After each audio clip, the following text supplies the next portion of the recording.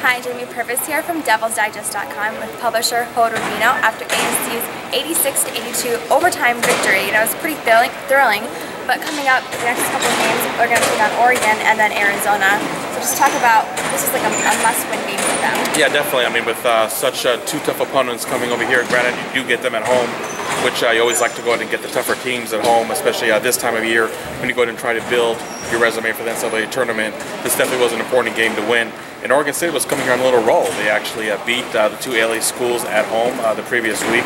So this was not going to be a gimme matchup by any means. And sure enough, that's how it panned out today. Arizona State had to play really to its potential in the end to go ahead and win this game. So a gritty win, but something you probably want to go ahead and improve on when you have two tough teams like Oregon and Arizona, as you mentioned. And Oregon State definitely, they just frustrated Arizona State in the beginning. They had a really slow start, don't you think? Yeah, and I think that was almost really indicative of how the student section was silent for the first 13 points, commemorating James Harden, number 13 jersey on James Harden Beard Night.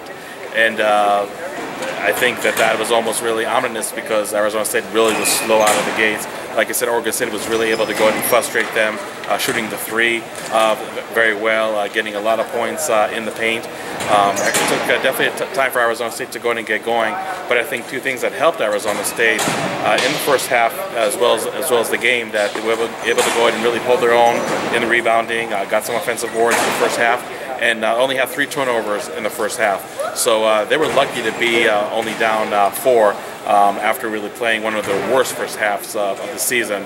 But rebounding and turnovers being on the positive side of it, or at least keeping it somewhat balanced, really helped them to go ahead and be at arm's length and in the end win the game. It was definitely weird to hear the student section so quiet, and then they went in down at halftime, so Herb said that must have had a big talk with them. Yeah, he definitely had that Newt Rockne speech at halftime because Arizona State came out of the gates much stronger in the second half. We saw Jermaine Marshall starting out very strong and really having a great second half and overtime, scoring over 20 points in those 2 periods. Jordan Bashinsky, Jahi Carson played also very well, and they were just able to go ahead and just really carry the whole team with them. I also think it came down to playing better defense. Arizona State definitely did not play good defense in the first half. They were able to go ahead and tighten things up.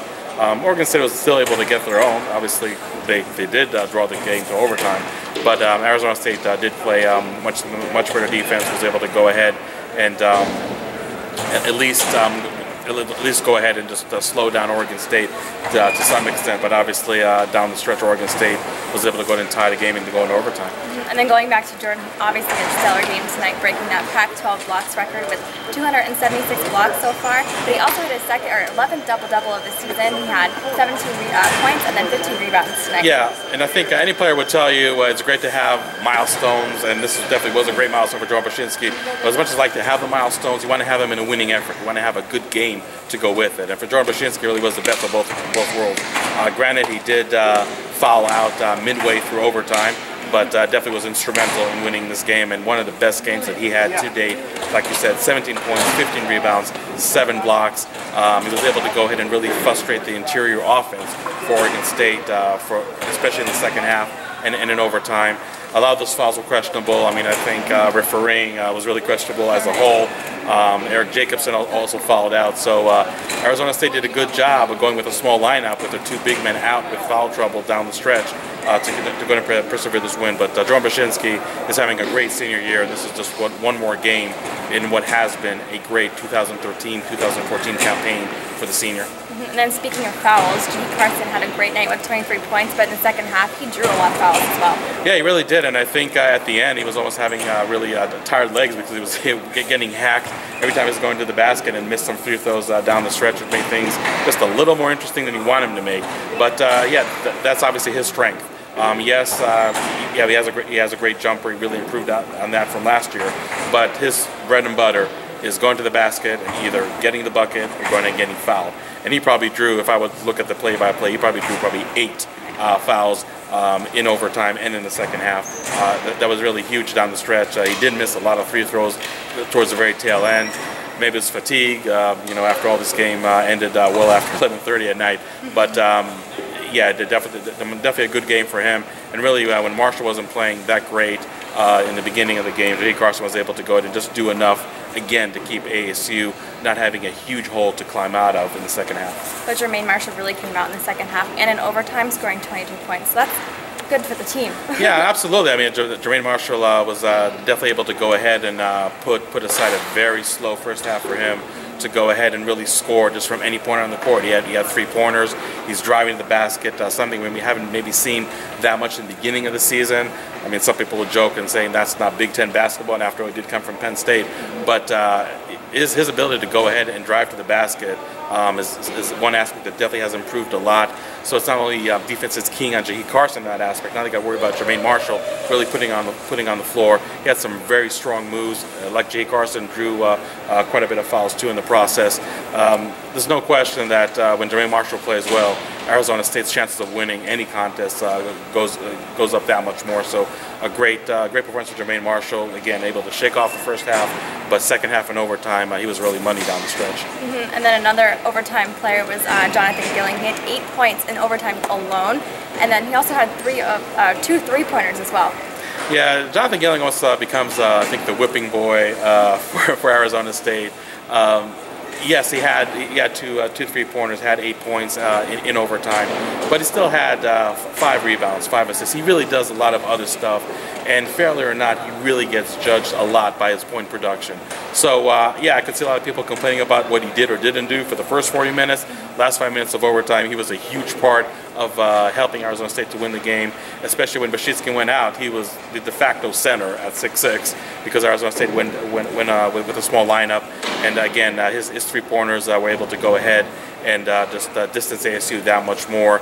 His second 3-pointer put ASU up 9 points with only 30 seconds left. Then they don't call him the Danish dagger for nothing. He really got to improve that in overtime.